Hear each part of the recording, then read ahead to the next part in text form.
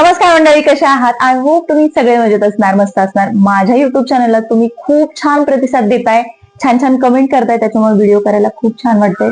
तुमच्यासाठी नवीन नवीन टॉपिक तुम्ही घेऊन येत असतेच. त्याचबरोबर जर तुम्ही चॅनलवर नवीन असाल तर सबस्क्राईब करायला अजिबात विसरू नका. आणि तुमच्या आयुष्यामध्ये अन्न, वस्त्र, निवारा आणि वायफाय जेवढं गरजेचं आहे तसंच हेल्थ इन्शुरन्स पण तितकाच महत्वाचा आहे. कारण तुम्ही बघताय डेली इतके प्रचंड खर्च वाढताय हॉस्पिटल लाईन मध्ये. साधं कन्सल्टेशन जरी करायचं म्हटलं तरी 500 रुपये लागतात, बरोबर का नाही? तर आजचा टॉपिक हा आहे, तुमचं वय किती असू द्या, 15 असू द्या, 25 असू द्या, 35 असू द्या, 65 असू द्या, कितीही असू द्या, मग तुम्हाला प्रश्न पडतो का की तुमचं पूर्ण बॉडीचं हेल्थ चेकअप करायला पाहिजे? वाटतंय का? सुचतंय का? नाही सुचते. आपल्या आज्या, म्हाताऱ्या, आईच्या नातेवाईक, सगळ्या ज्या काही आजूबाजूला म्हातारी माणसं आहेत, किती फिट होती, किती एनर्जेटिक होती. कारण त्यांच्या वेळेस खाणं वेगळं होतं, त्यांचं राहणीमान वेगळं होतं. गावाकडच्या गोष्टी ज्या काही रुटीन होत्या त्या खरंच प्रचंड होत्या. त्याच्यामुळे त्यांचं शरीर यष्टी उत्तम होती. आणि आपण आता 30शी मध्ये असू दे, 35शीत असू दे, 50चं फिलिंग येतंय, मला तरी येतंय. मी आता 35 मध्ये आहे, पण मला असं वाटतं कधी कधी, बापरे, मी 50शी तर झाले नाही ना. खरंच त्याच्यासाठी हा खास व्हिडिओ आहे माझ्या मैत्रिणींसाठी. तुमचं वय कितीही असू द्या, परंतु तुम्हाला बॉडी चेकअप करणं खूप गरजेचं आहे. त्याच्यासाठीच टॉपिक आहे, बेसिक वार्षिक लॅब टेस्ट करणं गरजेचं आहे. प्रत्येकी 6 महिन्याला किंवा वर्षातून एकदा तरी तुम्ही लॅब टेस्ट करून घ्या. त्याचा पूर्ण व्हिडिओ मागच्या 1-2-3 महिन्यामध्ये पुन्हा बनवलेला आहे. परंतु सध्या मी आता माझं हेल्थ चेकअप करून घेतलंय, तो जो एक्सपिरियन्स आहे तुम्हाला शेअर करायचा आहे, म्हणून हा व्हिडिओ आहे. चला तर मग तुम्हाला काय करायचंय, एक छान अशी लॅब पकडायची जिथे पॅकेज कसं आहे, कोणत्या कोणत्या टेस्ट महिलांसाठी योग्य आहेत. थोडंसं युट्यूब करा ना, थोडंसं कम्युनिकेशन करा ना, थोडंसं सराउंडिंग मध्ये विचार करा ना की तुम्हाला कोणत्या टेस्ट गरजेच्या आहे. तुम्हाला कॅन्सरची टेस्ट करायची का? तुम्हाला थायरॉइड चेक करायचंय का? तुमचं ब्लड काय आहे? तुमचं सीबीसी लेवल काय आहे? किंवा तुम्हाला काही जुना आजार आहे का? घरच्यांची काही बॅक एंड हिस्ट्री आहे का? हे सांगणं, हे विचारणं, हे तुम्हाला माहीत असणं खूप गरजेचं आहे मैत्रिणींनो.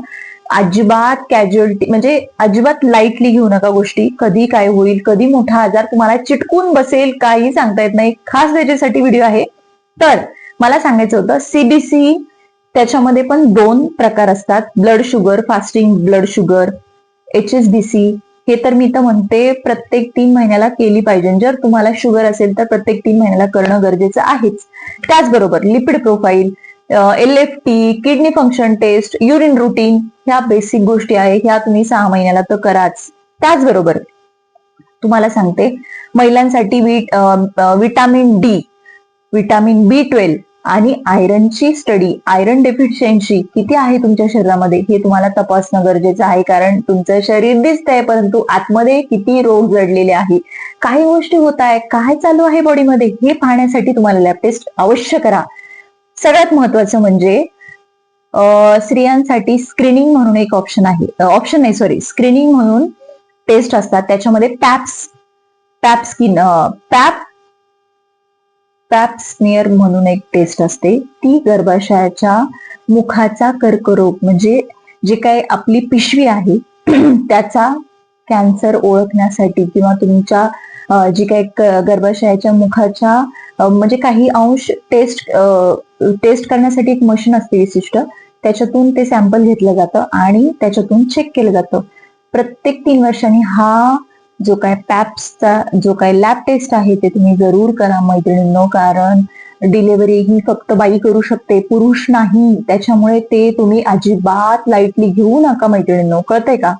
आणि दुसरी गोष्ट, तुमचं वजन किती आहे, तुम्हाला जे काही आता पिरियड्स येतात ते व्यवस्थित आहेत का, किंवा तुम्हाला थकवा, तुमचे केस गळताय का, तुम्हाला डायबिटीसचा त्रास आहे का, शुगर काय आहे, हे सगळं 30शी नंतर हळूहळू चालू होतं. मी सुद्धा काम करते, मी सुद्धा थकते, मला ही घर, परत माझा जे काही माझा मुलगा आहे त्यालाही वेळ द्यावा लागतो, बाहेरही जावं लागतं, घरातही मॅनेज करावं लागतं. हळूहळू मला थकवायला लागलाय, कारण माझं वय वाढतंय.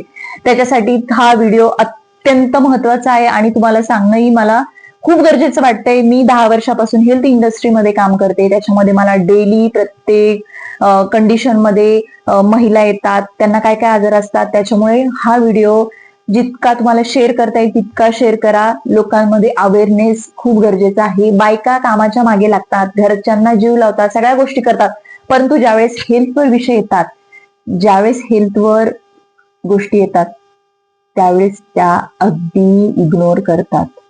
त्याच्यामुळे हा व्हिडिओ आहे. हा व्हिडिओ लक्षात ठेवा. आणि दुसरी गोष्ट, तुम्ही तुमच्या ज्या काही ठरलेल्या मी सांगितलेल्या बेसिक टेस्ट करून घ्या. लवकरात लवकर हेल्थ चेकअप करून घ्या. अजिबात इग्नोर करू नका.